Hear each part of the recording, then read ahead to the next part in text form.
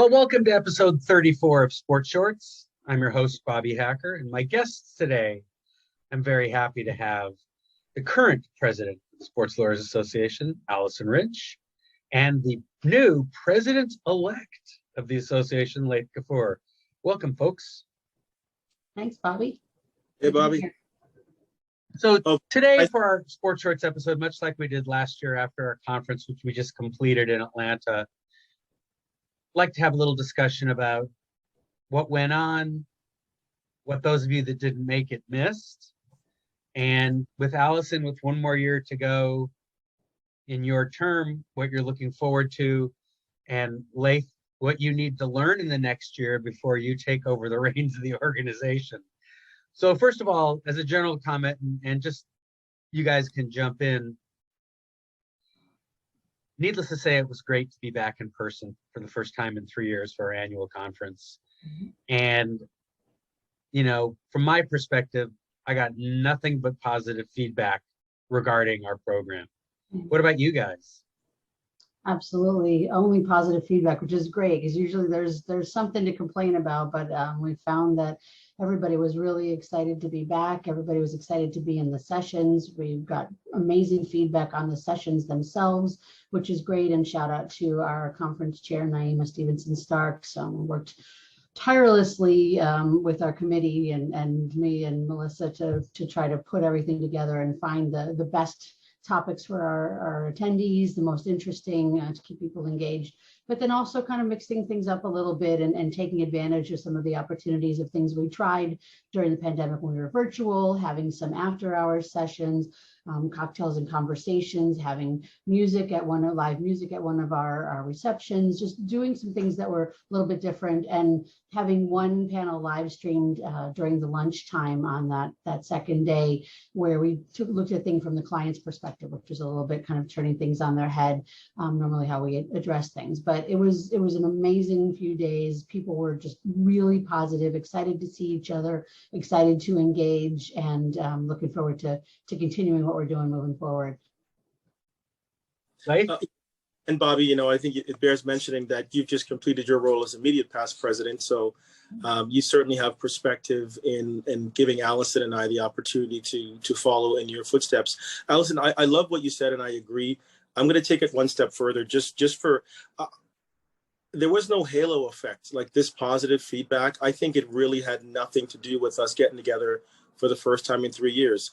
The content, just the conversations, they were phenomenal. Like every person that I spoke to, they referenced their first SLA conference. So that could be 3 years, 5 years, 10 years. And they all said the same thing. This is the best conference that I've attended from the SLA in the last 5 years, 10 years. And I think it had absolutely nothing to do with the halo effect from getting together, because as Allison, I think you mentioned, I think what we really did in a conscious way, and Bobby, to be honest with you, I'm going to hearken this back to you, because you led us through, you know, those first 2 COVID years, and it allowed us to do a couple of things. We moved around the breaking into the sports law industry, right? We moved around the executive director and the ED panels. Like we did some, and we started to really integrate some of the technology and production elements that we were kind of forced into with COVID. I thought we leaned into the production elements. We had the full performance in studio with the Grammy winning team. We had an amazing comedy show. And I think it just helped us to be not just, falling into, dealing with COVID. I thought we really leaned into it during your term, so that now we got an opportunity this year to really do a best practices, what worked for us. And then we did it like how athletes do it. We kind of made it our own, right? We took that style and we really incorporated into the SLA DNA. And people, when they said it was the best conference, the thing that I know Ali and I asked them is like, what was it? What was different? Why do you say that? And they all had something very specific to say. And to piggyback off of Allison's comment, we had professional athletes talking to our membership. And I think, we can reference a bunch of different ways, but I think to me, it speaks to the maturation of our organization for us to be as professional services. If you want to look at it from the athlete perspective, we provide professional services, and we really started to listen as opposed to talk and share. We were listening. And I think that's really the hallmark of the leadership that Naima, Greg, and Jema to me, it's about being mature, right? And I think that's what people really loved and resonated, because I think it meant that they felt that they could be a part of that conversation even more than they already were before. Well, I think, Yeah, I want, sorry, go ahead. real quickly, before you jump in, Allison, I'm just curious also when we're talking about this conference and how people liked it, I will get into the emotional response. But in terms of the content, I think for the first time, we really had a focused theme for our conference. And I thought that was hugely beneficial to create almost an organic flow so that everybody knew sort of what the umbrella was. How do you two feel about that? Oh, I think it was great. Sports as a platform to elevate inclusion was so important to us, and it tied into our decision to have our conference in Atlanta, or to keep the conference in Atlanta. It tied into all of the things that our members have been working on in the past few years and beyond, and our goal to make the Sports Lawyers Association even more welcoming and inclusive for our members. And this, in some ways, goes back to a little bit of what Layth was saying, how we've matured. I've been involved with this organization for a very long time, and it's always been amazing. I've always loved the conferences. I've loved the interactions. I've loved the people. But we've also been very intentional in how we've moved forward with this association, and we've grown. Our membership has grown. The conference attendance has grown. I mean, it was 250 people when I first started coming, and now we had over 600 this year, and usually we're in the 850 range. So we've definitely grown quite a bit in who we are. And some of the things that we've been looking at, are the inclusion, not just the practice area first and foremost, that everybody who's working in some area of sports law feels that there's something at the conference and in the association that's there for them, that we're more than just a conference, as you've said numerous times during your tenure, Bobby, that we are, a thought leader, that we're providing opportunities and information and learning experiences, engaging experiences throughout the year, that we're being more transparent. We have this new strategic plan where we're sharing so much more information with our membership about the things we're doing, the decisions we're making, so that they can be engaged and help us move forward,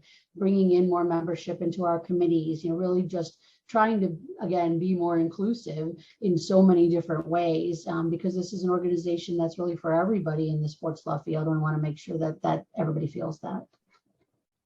Bobby, I think I agree with everything that Allison said, and I think case in point, I had a conversation, at least 3 of them, but I want to reference one where, when people talked about, how committed the SLA is to inclusion.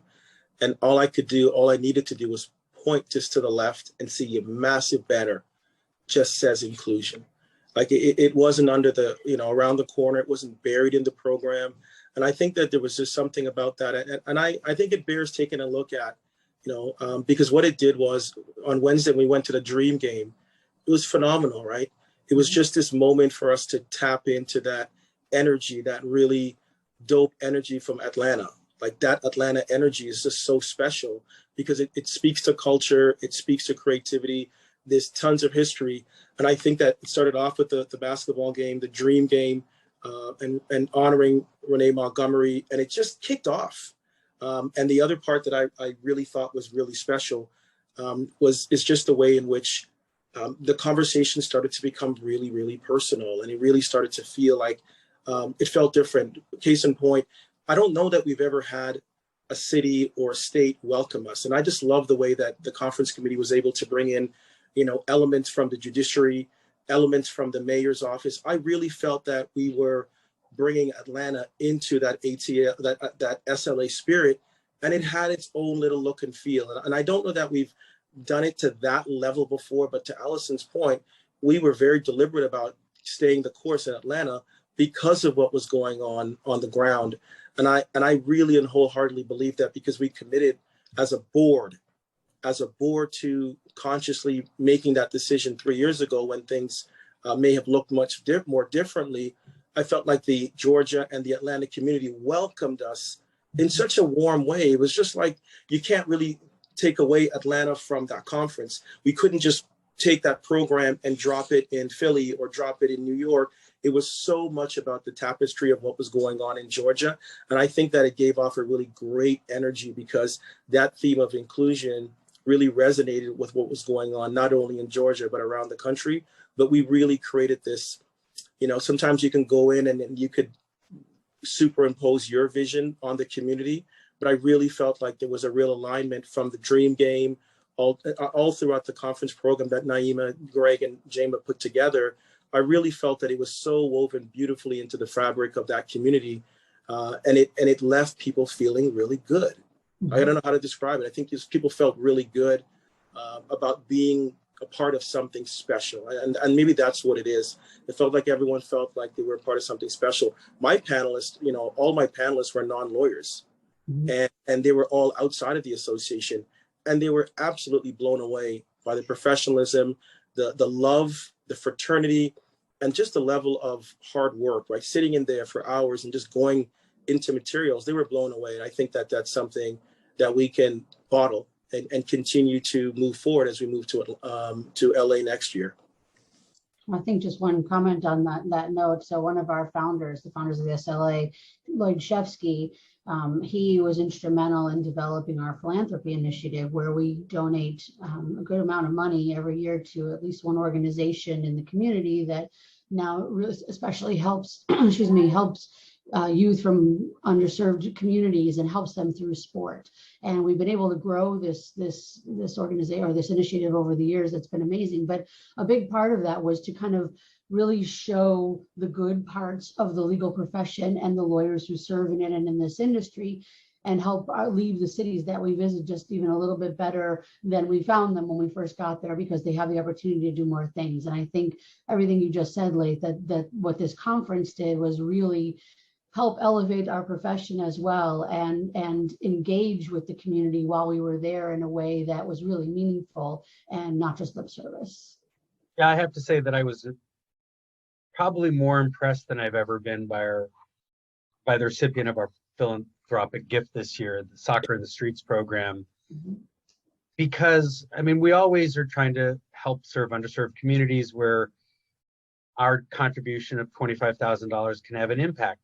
Nothing against established organizations that do great work but have bigger budgets, but I think we're on the right path for giving to those organizations that haven't had have a big bank book. And their program was so simple: take these unused areas, build fields at the base of train stations so that people can get to these places, because access is one of the biggest problems in underserved communities. And this creates it. I'm so happy that we're helping them to get beyond their 4 fields to get to 7 or 8 at all of these stops along the MARTA line. That's the kind of work where when we go into a community, I think we really exhibit our better selves. And I think that the contribution we made, the extraordinary contribution we made to the League of Women Voters of Georgia to deal with voting rights issues and to help preserve the, people's voting rights, again, served our role as officers of the courts and really served the heart of what both our vision and mission statements are with this organization. And not only do we elevate ourselves, we elevated the community. And that's one of the, feel-good moments of this conference for me. Bobby, if I can throw in, because you made a great reference, so I won't belabor it, but the other thing I thought that was really special, the way that we ran our ethics panel. Now, everyone knows that, Bob Dupre set us on this road that for all of us wannabe thespians that ended up becoming attorneys. So Bob activated that. But this year, I felt that it was really unique. Notice this. I noticed that we had someone like Bob Wallace, who's obviously a past president, an enormously influential person in our business, tackle really tough legal ethics issues at 8:30 in the morning, right? And then we saw him the next session afterwards talking about really serious issues. And the thing that I thought was cool was we were using laughter in one part, right? We were using humor to make a point that could be quite dry. And then we moved right away into something quite, a tough conversation, but we already had the backdrop of this fraternity, this laughter. And then Bob said, listen, I know I made you laugh before because I paid this obnoxious, law firm or partner, but let me tell you so it's all interwoven. And I thought the storytelling, I think in Bob's 90 minutes or 2 hours of storytelling, you could do a Netflix special, right? You can really talk about what that looks like. And I love the way that as attorneys, we use humor and we use, our own wit and glibness to pivot on things that were really challenging. And I thought that just taking a look at the ethics and the follow-up, working with athletes, this is a live stream conversation that we had. I thought it was just brilliant, and Naima and the team should be given full credit, because I think if we do the serious stuff, it gets really quiet. And then we all are navel gazing, because these are tough moments for all of us. But I thought that because the association is bound by such friendships and respect for each other, it allows us to use humor to laugh together. And then we also, really thought together about how to unpack some of these really challenging situations. I can't see that happening in any other association that I've been a part of, because you don't get to the tough stuff until you get to the appetizers. And I think because we have all of that type of energy, that little moment on the Friday morning was really special for me to see. Yeah, I agree. I thought people, from my perspective, and I sent notes, I know, to Allison and some other people, but it was returning members, attendees were like so happy to be back and so happy to rekindle the personal relationships.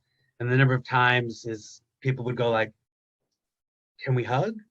Can we shake hands? That kind of thing. And then for first time attendees, I can say anecdotally, I talked to a lot of them, they were all so blown away. Oh, yeah. Yeah. And they got it from the jump, which is important. And one of them was a young lawyer who I'd met in a mentorship Monday. Right. And the first night I'm sitting at the bar, having dinner at the bar. Absolutely. And I see him sitting across the room, and I wave, and he sort of tentatively waves back. And while I'm waiting, I walk over to say hello. And he was like, I wasn't sure you were looking at me. And I said, I knew who he was. I said, no, I just saw you here and I just wanted to come over and say hi. And he came back to me the next day and he said, like, people actually approach you and talk to you and engage with you. And I said, but what did you expect? That's what we do. So I think we're back on the right track. But let's look forward a little bit, because I think we all can agree it's a great conference. And for those of you that weren't able to attend, most of the program was recorded, and you'll be seeing announcements about the availability of that coming shortly. Really terrific programs talking about really interesting issues.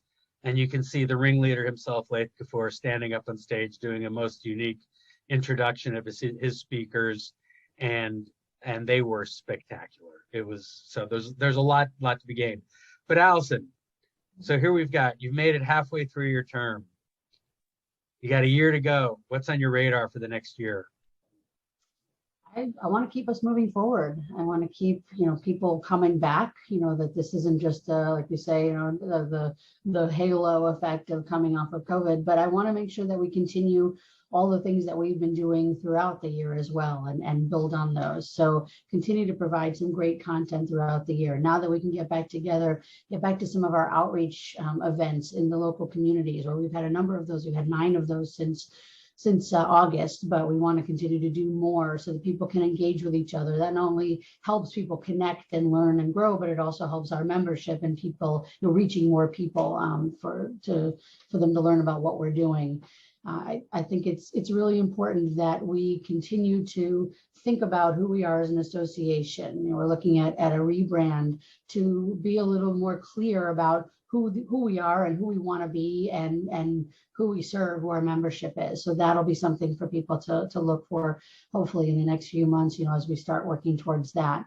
The engagement of more members in the process. We're going to be having a membership survey. So those of you who are members, watch your email, to weigh in on some of the things, just a very short survey, but to weigh in some of the things that are important. What do you like? What don't you like? What can we do better? What can we do differently?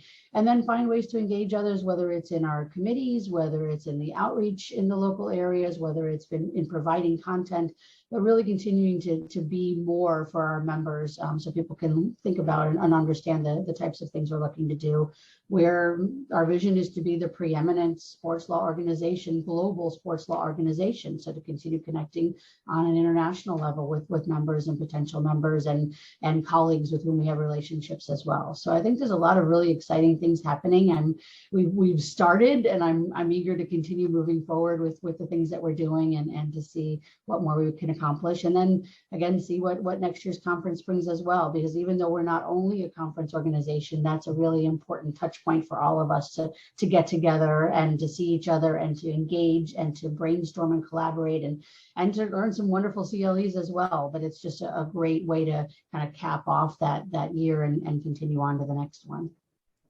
And Layth, so you have a year to sit at Allison's side as the president-elect before you take over immediately after next year's conference. What's your plan for the next year for your role in the organization? Oh, Bobby, I think it's it's not too often that you get to be the 10-year Japanese pro baseball player coming into MLB. Yeah, I feel a little bit like that type of player, but I think it's going to be a combination of really being in the trenches like we all are, with sponsorship, with outreach, with all the elements that are membership facing. So I look forward to continuing to do that. And then, of course, just really getting an opportunity to shadow. And it's amazing because you don't oftentimes get that. And the mentorship and this call alone, right? Just, between you and Allison, Nona, like so many other folks that are not only past presidents, but folks on the executive committee. So to me, I'm just going to learn. It's another element of the organization that I've yet to be a part of. And I look forward to being able to have a bit of a perspective on that and learn from Allison, get her perspective. So because the reality is this is a continuation of something that to me started many, many years ago, well back to the beginning. But from my tenure on the board with Matt Mitten as president, with Nona, with yourself, with Allison, and I think we've all tried to move this together in a direction that we know collectively we need to go. If I could say probably one thing, it was great to see Despina there, great to see Sean Cottrell, and the global component to me I think is important. All of our leagues, all of our brands have already left the continental US and the shores of the Atlantic, and they're global. And I think we need to continue to be a part of that global expansion of the sports and entertainment business. So I look forward to working through the execution and the details of continuing to take this SLA message of fraternity, collegiality, and just great problem solving, an interdisciplinary approach to problem solving to the next level that we as a board have committed to. So a lot of learning, a lot of observing, and really following through with what the board's consensus is based on the membership survey coming out that Allison referred to. We're a member-led organization, and I think we're going to get it right if we continue to listen to the membership. So we have a lot going on. We just finished our conference. What most people don't realize is from the president's seat, the president has to sit there and go, okay, I have to make a decision. Who's going to run next year's conference? That's one of the first and most, I can speak from experience, tough decisions you have to make because it's a huge job. Having been conference chair 3 times, it's a huge job. Trust me, I know. I've done it but, too. But I mean, all of us have been conference chairs. We know how much work it is, but when you're in the seat deciding who do you want to take over, you're going like, it's my baby, the conference. I don't want to give my baby up to anyone. You got to find the right person. But it's all about us working. We don't just suddenly say, oh, we're going to do the conference. It's a constant flow. And part of that constant flow, and Allison alluded to it, is, and you have said it, Layth, too, and it's a topic that comes up time and time again, is we are a membership organization, which means there may be a board of directors, but we rely on our members to help drive what we do. So whether it's the membership survey that we hope all of you return to give us some insight in what we can do, or clearly, we've been saying this for a long time. If you want to get involved, all you have to do is raise your hand. And I imagine that at some point when in the process of selections, you'll get a read the emails from the Sports Lawyers Association is what I'm saying. And they'll say, we have committees. Would you like to get involved? Because there's work to be done. Mhm. Now, we don't rest on our laurels. It's better. We're fine tuning the organization every year. In the 20 odd years I've been involved, I've seen it grow. I've seen it change, more attuned to our audience, a next generation committee that gives us a perspective of, new lawyers and young lawyers. What do they want? How do they communicate? We are, much like the Constitution, at least is supposed to be, we are a living, breathing organization. Yeah. And how do our members help us get there? What are some top things that how our members can help us on the board that or have the fiduciary duty to get it done? How can they help us? I think there's a number of ways, and we've talked about some of them. I think outreach is going to be critical, helping engage in the local communities, helping bring in new people to see what the Sports Lawyers Association is all about, and putting on events, whether that's as an outreach captain or as just somebody who's engaged in going to these events locally. I think sharing information or ideas for content, whether it's a podcast or a webinar or even a guest on Sports Shorts, to happen anytime throughout the year is always helpful.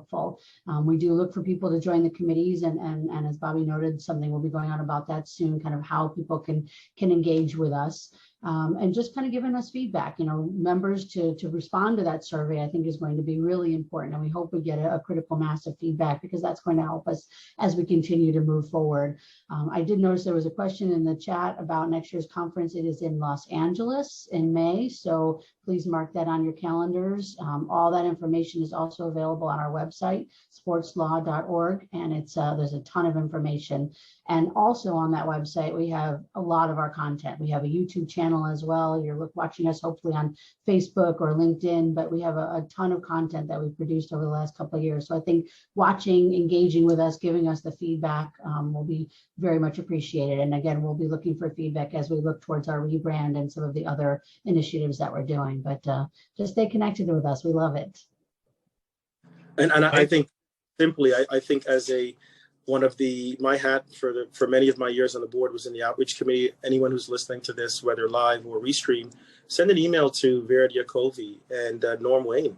Like, I think it's just great because they've got really just sort of that combo menu that they put it right in front of you. Here's how you can get activated. Here's how you can get involved. Here's what that looks like, from the smallest level of time commitment to sharing of your expertise. Like with that onboarding, I think is so critical to us right now, especially given, Bobby, as you said, a lot of the first time attendees, they have this sort of look, right, Bobby?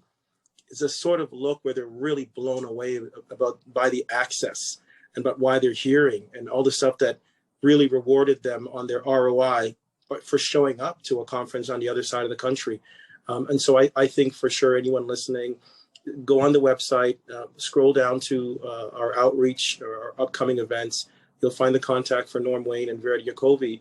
And right away, you're going to be able to be onboarded to something that's already happening.